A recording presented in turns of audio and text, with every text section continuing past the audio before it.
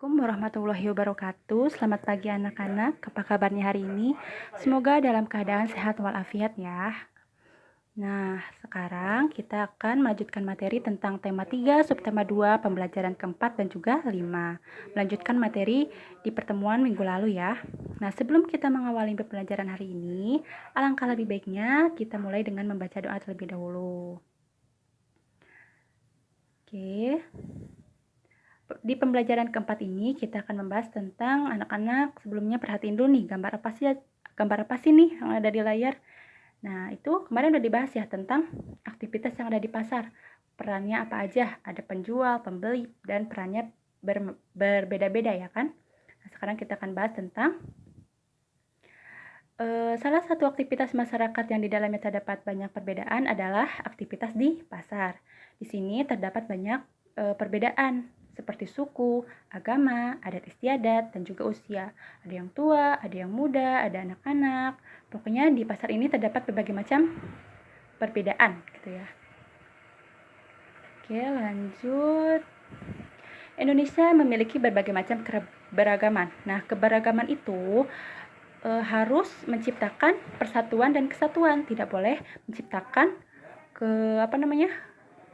kerusuhan. Nah, Indonesia ini memiliki semboyan. Apa sih semboyannya? Ada yang tahu nggak? Semboyannya apa?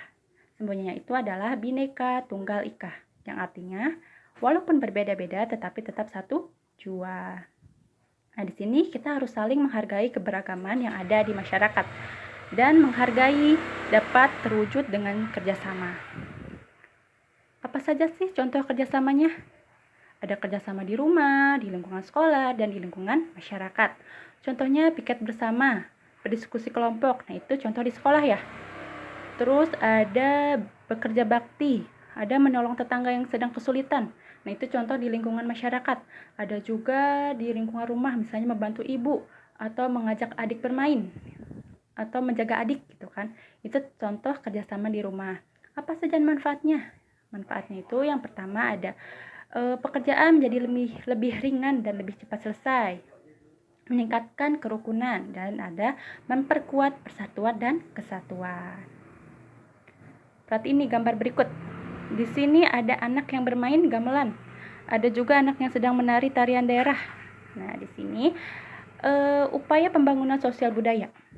Apa sih kebudayaan? Kebudayaan adalah kekayaan bangsa yang harus dijaga.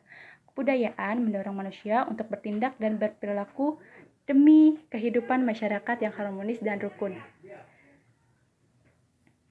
Contoh aktivitas yang mencerminkan budaya antara lain mengajarkan budaya pada generasi muda, belajar membatik, membudayakan semangat gotong royong, terus mengunjungi museum dan pentas seni, dan masih banyak lagi ya contohnya.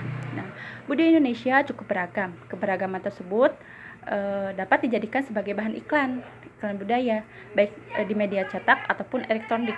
Kemarin kita sudah membahas tentang media cetak dan elektronik kan? Masih ingat belum? Masih ingat media cetak apa, media elektronik apa? Harus diingat ya. Nah, iklan disajikan secara menarik dengan kata kunci dan gambar sesuai dengan tujuan iklan. Kata kunci merupakan kata-kata singkat yang mewakili ide yang ingin disampaikan. Jadi, iklan itu harus dibuat semenarik mungkin untuk dapat menarik perhatian dari pembaca atau orang lain supaya tertarik pada iklan itu. Perhatikan iklan berikut ini. Kalimat pada iklan di samping yaitu pesona pangan Nusantara ke-10. Kata kuncinya, ada yang tahu kata kuncinya apa? Tuh, yang hurufnya besar, tentang pangan Nusantara. Tuh, nah lanjut kita masuk ke pembelajaran kelima. Maaf Ibu, ini agak sedikit itu ya, salah ngetik. Ini pembelajaran kelima.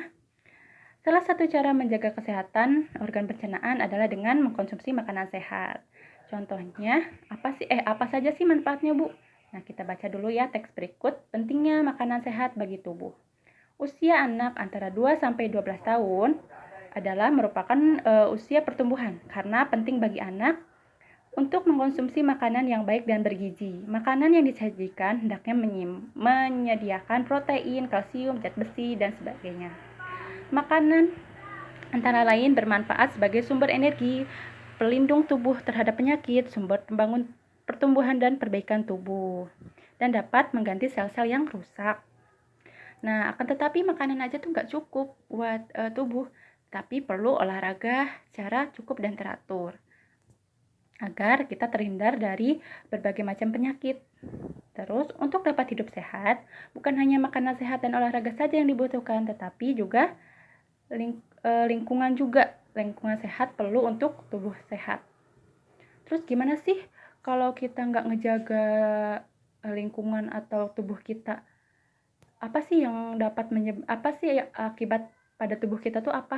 Nah, jadi akibat dari tidak dijaganya lingkungan kita, pola hidup kita dapat mengganggu sistem pencernaan. Sistem pencernaan merupakan bagian vital yang perlu diperhatikan agar berfungsi semaksimal mungkin. Jika sistem pencernaan kita baik, maka penyerapan nutrisi akan maksimal sehingga tubuh kita akan menjadi sehat dan kuat.